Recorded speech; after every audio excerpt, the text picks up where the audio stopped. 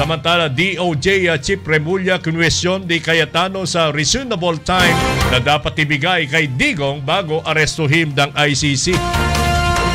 Kinwestiyon ni Senator Alan Peter Cayetano si Justice Secretary Jesus Crispin Remulla kung naibigay ba kay dating Pangulong Rodrigo Roa Duterte ang reasonable time na idulog sa lokal na korte ang warrant of arrest na galing sa International Criminal Court. Hiniling ni Cayetano kay Remulla na muling pag-aralan kung gaano ba kahaba ang reasonable time na dapat ibinibigay sa isang Pilipino tulad ni Duterte upang questionin sa Korte ng Pilipinas ang anumang warrant of arrest na galing sa banyagang tribunal. Inihayag ito ng senador sa ginanap na pagdinig ng Senate Committee on Foreign Relations noong Marso. Tinalakay sa nabanggit na pagdinig ang legalidad ng pag-aresto kay Duterte sa bisa ng arrest warrant mula sa International Criminal Court na ipinadaan sa Interpol.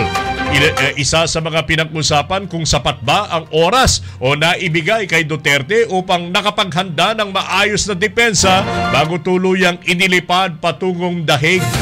Binanggit ni Cayetano ang Section 14 ng 1987 Philippine Constitution na nagsasaad ng due process para sa sino mang akusadong Pilipino, kabilang ang right to be heard o maipagtanggol ang sarili sa lokal na hukuman.